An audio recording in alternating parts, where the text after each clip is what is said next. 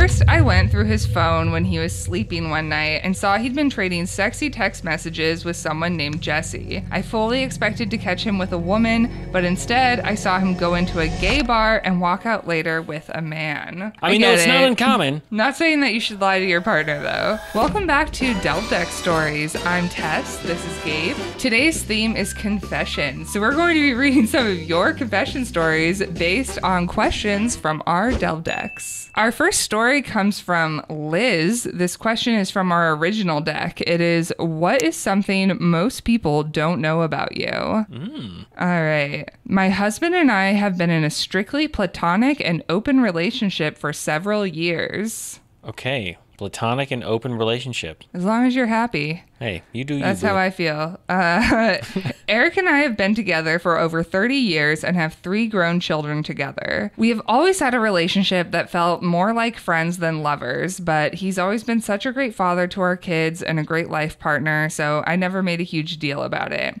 We used to have sex once in a while, but the longer we were married, the less it happened. Classic. Classic. So they had... These are their kids, biological kids, I'm assuming? They had sex at least 3 times. Okay, well, at least.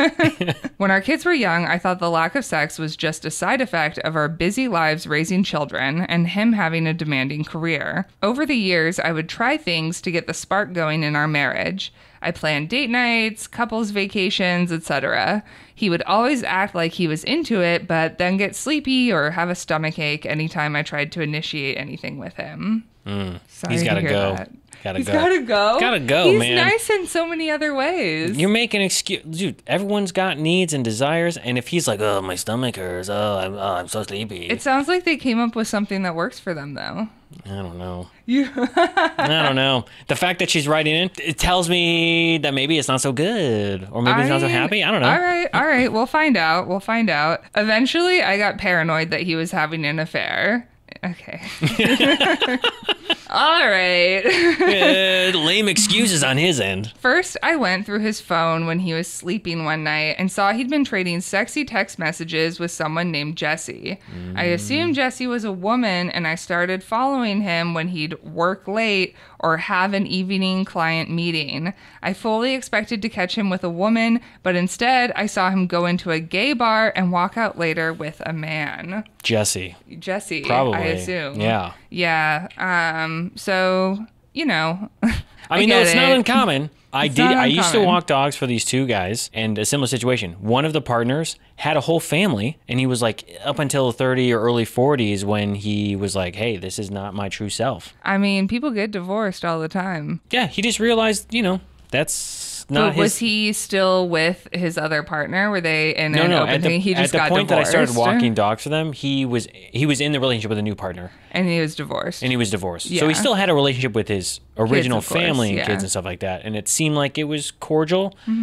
But he was, an example of someone who's like, oh, I thought I was this, but really I'm not, and now I'm happy, Not to say he wasn't happy with his family before, but wasn't his, true self happy. Sure. Not saying that you should lie to your partner, though.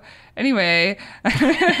Or have affairs. That's the other thing. I know. Yeah. I went through his phone again the next night, dug around some more, and found a gay dating app. I went through the messages and found he'd been meeting up with men using the app. I searched on Google for someone named Jesse using the phone number in Eric's phone and was able to confirm he is a man. When I first realized what was going on, I was furious. I made an appointment to get checked for STIs, but thankfully that came back negative. I thought about confronting Eric immediately, but then I considered that telling him I know could end up in divorce. The more I thought about that, the more I realized I don't want a divorce. It's a tricky situation. It is. I guess for 30 years, you get, accustomed to that relationship that... There's comfort. Yeah, you can rely on them to an extent for things. And if you get a divorce, you don't have that support system anymore necessarily. Yeah. You don't have, the tasks that you would divvy up or whatever. Yeah. It's a big change. 30 years, that's a long time. That is a very long time. Eric and I have a good life together. We have a great home and a solid friend group. We share a lot of the same interests and have fun together. I couldn't picture my life without him. I decided to wait until our youngest was out of the house to confront him. Oh my gosh. How many years after that was that? I don't know. Because even if it resulted in him asking for a divorce, I didn't want it happening around the kids.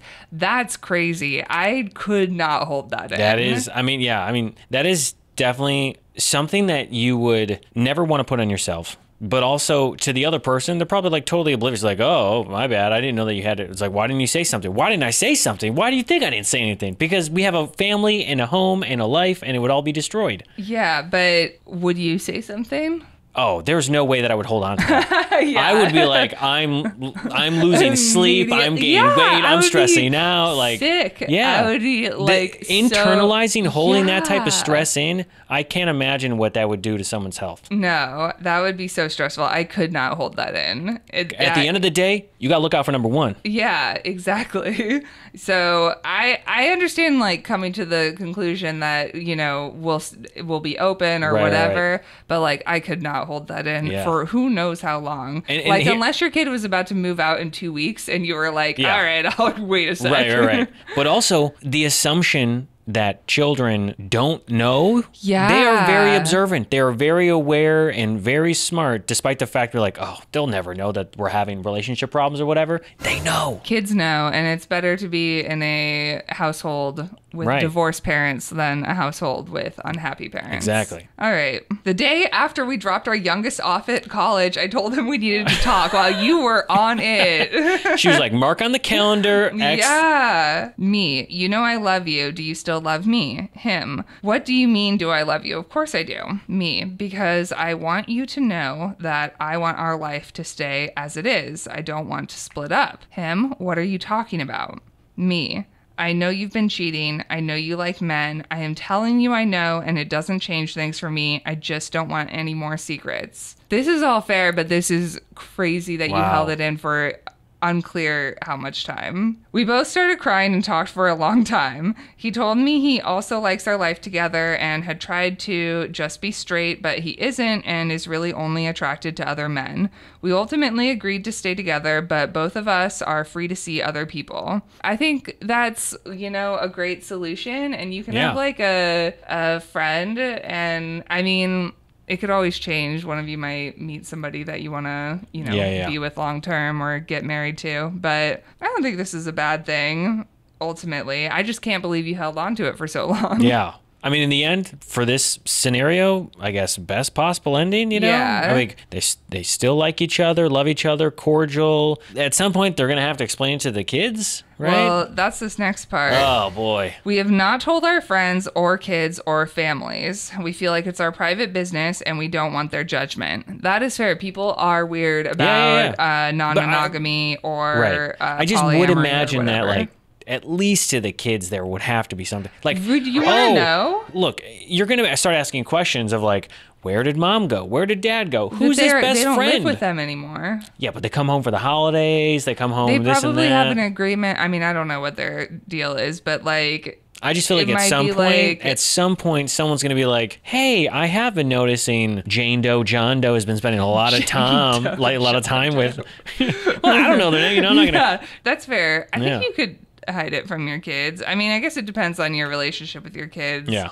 I guess if my parents wanted to reveal that to me, I'd be like, cool, I hope you're happy. But I also understand not wanting to tell people. Mm-hmm. We go to a couples counselor together, and she knows the situation, but that's it. It's not really what I pictured for us when we got married, but it's okay. I still have my life with my favorite person, and it's enough for me, even if it's not perfect. I do still sometimes worry he could change his mind someday and want to be fully with someone else. Mm-hmm. I guess that could happen for me too, but for now, what we have works, and we are both satisfied with it. Ultimately, if you're happy, then that's great. Hey, if they're happy, I'm happy. Good.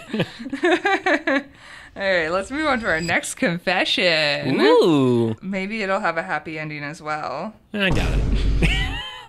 This is from Ryan. This is from the Deep Dive Beach Ball. Mm. What caused you to ghost someone in your life? Well, it obviously ends unhappy. You had to ghost someone. I ghosted a new friend because my wife and I hated his fiance. Mm. That's rough. I don't see this ending well. I had joined a basketball rec league shortly after moving to San Diego so I could meet new people. I became friendly with this guy, Josh, who was also fairly new to town, having just moved from New York to live with his fiance. I hung out with Josh a few times after basketball, and he suggested we should hang out sometime with our partners. Great. Okay. We made plans to grab dinner in a fun part of town, but when we got to the restaurant, the place was closed due to some plumbing emergency. I don't know why. And it was the fiance's fault. As we realized this, Josh walks up with his fiance, Sarah. We introduce ourselves to Sarah, and she goes, I wish I'd just stayed home. It took so long to find parking, and we had to walk like 5 blocks to park around here. Great. She seems fun. I love complaining right off the bat. 5 blocks. That's so far. Oh, there's like 5 city blocks, 5 half blocks. Yeah, it is San Diego. Yeah. Not the most walkable place, but also, you know, it's only 5 blocks. You're about to... You walk to a restaurant, have a drink, eat a meal. Yeah. Be friendly. I love walking. Yeah. My wife goes, yeah, sorry, this is a busy neighborhood. The bad news is the place we wanted to go is closed, but the good news is there's a bunch of other places really close by. There's a Mexican fusion place, a pizza place, and a Thai place all around the block. Sarah replies in an annoyed tone, whatever, I don't care. Any place is fine. I'm starving. She's just a little hangry. Sounds like she needs some snacks. I do just feel like when you're first meeting somebody, though, you keep that down. Yeah. If these are people I knew really well, I might be like, listen, I'm in a mood, I'm hungry, just get some food in me. But this is the first time that you've met these people, so first impressions, can't redo them. Josh suggests the fusion place, so we walk over there, and the menu is posted outside. I tell them to check out the menu and make sure it looks good before we go in. Josh says it looks fine. Sarah says nothing. As soon as we sit down, Sarah pushes her menu away and says, there isn't anything I could possibly eat here. Grilly. Come on. You had a chance. You had your chance. What was the type of food they went? Mexican fusion. Oh my gosh. You Get out of here. You got chips, you got salsa, you got whatever fusion they're going with. You got something. No. Josh ignores this and says, I think the curry tacos look good, but the enchiladas also look great. Maybe I'll get both. Sarah glares at Josh and says, do you really need all those calories? How about you just pick one thing? Bruh. Sarah, come on. Wow. Don't be like that. Also, it's like, maybe he's like, oh yeah, let's get some tapas. Like, we'll just like, for everyone to share. Yeah, you know? Also, maybe if he's hungry, like you are. Maybe that's why he's not being maybe he got hungry dealing with you, you know, in the walk to the restaurant. My wife and I trade glances, both appalled at the way Sarah is talking to Josh, but feel like we can't say anything. By the way, Josh is not a remotely chubby dude, so why she is concerned about his calories is beyond me. Either way, don't be concerned. I don't know. Don't. You married them, or you're going to marry them. Yeah, fiance. And it's like, you accept them for who they are. There's like side jabs. No, not cool. That's not good. Not cool, bruh. Not cool. Good. Bad sign. The server comes by, all of us order, but Sarah just asks for a large glass of water with no ice. Boring. Didn't even get sparkling water? Just boring. Something. So I hear you two just moved in together. How's that been? My wife asks. Sarah replies, his stuff is everywhere. It's so annoying. Plus he wakes up at like 5 a.m. for work. We're probably going to have to look for a bigger place so he can have his own room instead of bothering me with all his noise. Oh, man. Okay. A lot of problems here already. Yeah. One, you didn't live together before you got like engaged. Yeah. You know, I feel like anymore, don't do that. Yeah. You got to test the waters out on that one. Like, if you want to have separate rooms, that's also great, but she just seems terrible in so many other ways. Josh laughs it off and goes, right now I get dressed in the morning in a closet down the hall to try not to wake her. What? What kind of house is this? I don't know. Getting dressed, like, I don't know. Also, let's just like go down the timeline here. They get married. They have kids. She's like, oh, you got to get dressed in the bathroom. You got to go out back and do this. This doesn't have long-term potential. He says this like it's some cute quirk in their relationship and not total insanity. Sometimes I have, you have friends who will say something that their partner does and they're like, ha ha ha. And you're like, oh, yeah. I wouldn't put doesn't up with sound that. healthy. That sounds maybe bad. They talk about me all the time behind my back, and then I hear about it from the front. Yeah. Dude, don't be in that relationship, you know? No. And this is just as, Yeah. again, the fact that first encounter, first impression, first time meeting this other couple, she's making slights, jabs, she's, not friendly. Refusing to eat even though she's starving. Yeah. But I'll didn't just look have at the some menu. water. Along comes the server with our food and Sarah's large glass of water. Before the server can even finish setting things down, It's specified large glass of water. Sarah gets pissy about ice being in her cup and snaps, "I said no ice." Oh my gosh. Sarah, just dump it out, go into the bathroom, fill You know it up what? with sink No, water. you know what? I think the only thing that should be dumped around here is Josh dumping Sarah. Just saying, dog. Just saying. Sounds like you deserve better. Yeah. There is a better Sarah out there for you. Every attempt at getting conversation going falls flat. Sarah doesn't want Josh watching sports in the apartment because the sound bothers her. He can only watch if he puts in headphones and sits in a closet with his laptop? What? What? The sitting in a closet, if you have headphones in, why does he need to be in a closet? Yeah, Why does she keep putting this man in a closet? I have a feeling like she was the type of babysitter that would lock a kid in a closet or a bathroom. I hope she never babysat. Sarah complains Josh is overdue for a haircut and that he looks messy. Sarah reprimands Josh for telling a boring work story. Josh seems totally unfazed by all of this, but my wife and I were disgusted. Maybe he has a weird kink. Or maybe Josh has just gotten to the point where he's like, I totally deserve this. And it's Yeah, like, no, you don't, that is dude. more likely what it is. Yeah, he's This like, is you sad. get, this indoctrination of somebody talking, it's almost like Stockholm Syndrome. You're like, oh, I gotta stay, can't leave. I love this abuse because it's normal. Yeah. And they don't see it as abuse, right? They're like, oh, well, they love me and I love them. And this is just the way that they communicate. Yeah, emotional abuse is insidious. We couldn't really understand why he was tolerating this. There was nothing so apparently terrible about Josh that he couldn't do better than Sarah. After dinner, we said our goodbyes to Josh and Sarah, and once we were out of earshot, my wife and I both started bitching about what an awkward, terrible time this was, and she was like, we absolutely cannot ever hang out with them again. I mean, yeah, I get it. Yeah. Sarah sounds terrible. It also is a weird thing where it's like, it's one thing if it's a long-term friend and you're like, I guess I have to tolerate your awful partner. Right.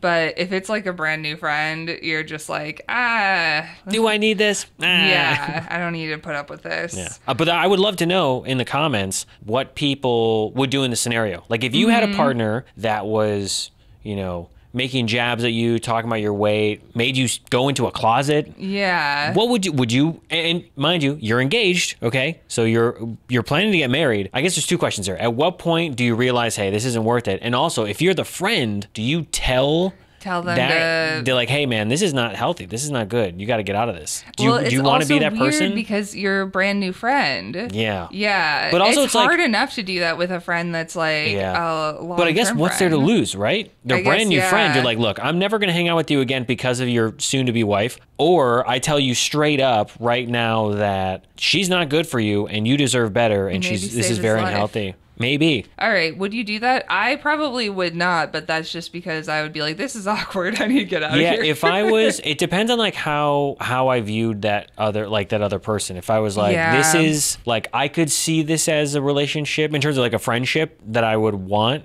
I'd probably like, you know what? I'm invested. I want you, and I also want to be able to hang out with you outside of, this pickup basketball league or whatever. So you think you would? Oh, yeah, I would do it. All right. Yeah. Are you good like Gabe or... I don't know if it's necessarily good like me or if it's like, I don't really give a shit. And so I'm like... No, that's fair. Well, I think that's the better way to be. Okay, when I ran into Josh at basketball again, he told me they'd had a nice time out with us and wanted to get together again soon. I don't believe that Sarah had a good time. No. Sounds like from the beginning, even before they left the house, Sarah was like...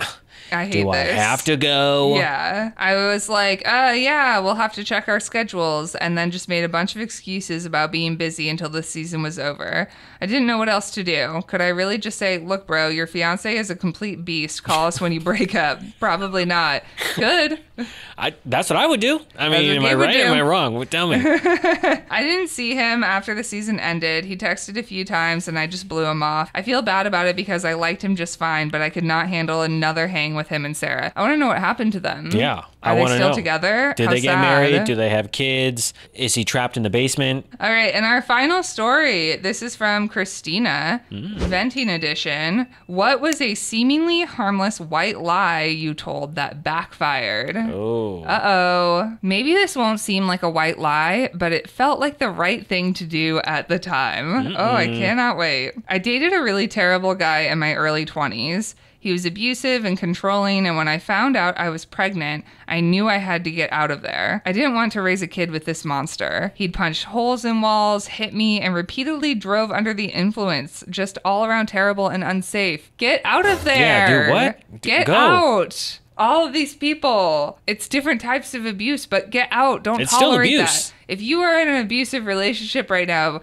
we're both telling you. This is intervention. Leave right now. I was living with him at the time and had a dead-end job I didn't care about. So I just packed up my things and moved cross-country to live with my cousin and sort out my life. I left the ex a note telling him we were over and said nothing about being pregnant. I wouldn't have even left a note. Yeah, just I would have just been like, booked it, gone, Maybe he'd done. try to find you.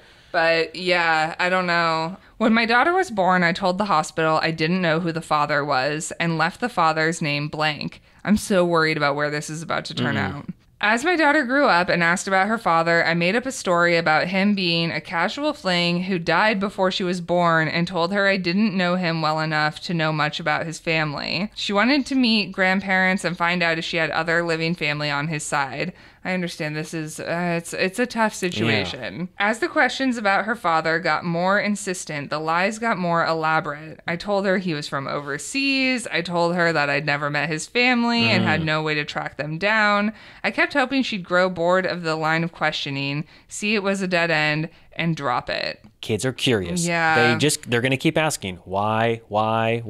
That's just in their nature. So... Yeah. And also, like, it's a bit of like, they're like, oh, look at another part of the story. I want to know more. Yeah, you keep giving them information, right. and kids are going to latch onto that. If you keep dropping those breadcrumbs. Yeah, they're going to follow. I didn't want to admit that her dad was a horrible person or that I'd lied to him to keep her safe from him. I guess it depends on how old she was. Yeah. I was also worried if he knew about her, he'd fight for custody, and I couldn't stand the thought of leaving her alone with him. That's fair as well. Yeah, I feel like it makes sense to lie when she was younger, I guess. Yeah. But I think just dropping it. Yeah, you'd be like, hey, don't know anything about him. That's it. All right. Now my daughter is bugging me about getting a DNA test to see if any DNA sites can find her dad's side of the family so she can meet them. I already knew this is where this was going, especially nowadays. You cannot hide this sort of thing. It's that creepy documentary about the dude who fathered like 80 kids. Oh, yeah. Yeah. They're going to find each other now. Yeah. So you can't do that. Yeah. And also, the idea that you do the DNA test, I feel like I see this or like hear about it. Like, oh, somebody submitted. And then, of course, they're able to like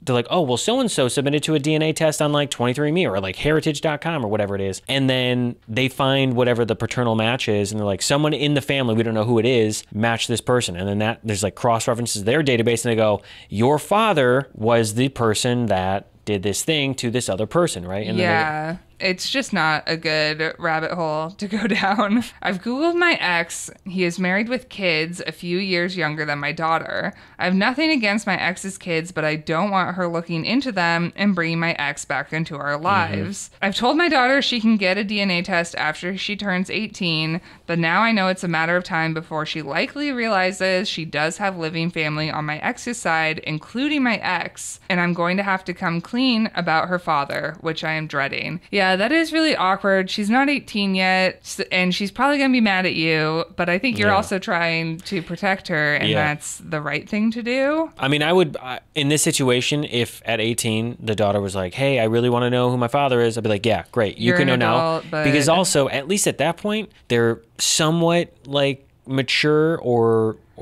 understanding of the situation to be like, hey, I was a victim. I didn't want you to be brought into this kind of life. I didn't want to introduce you to this man who was abusive to me. Yeah. Because I feared for my life and yours. Yeah.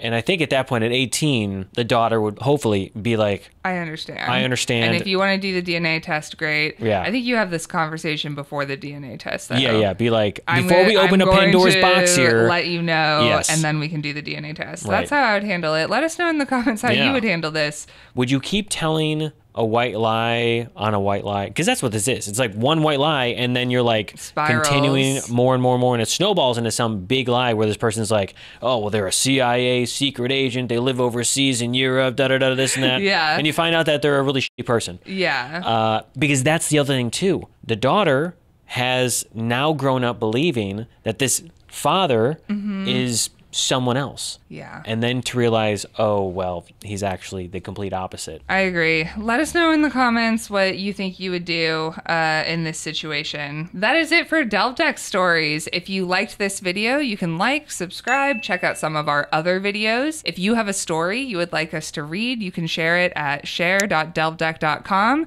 and you can get yourself your very own Delve Deck at Boredwalk so you can play and get to know your friends and families better.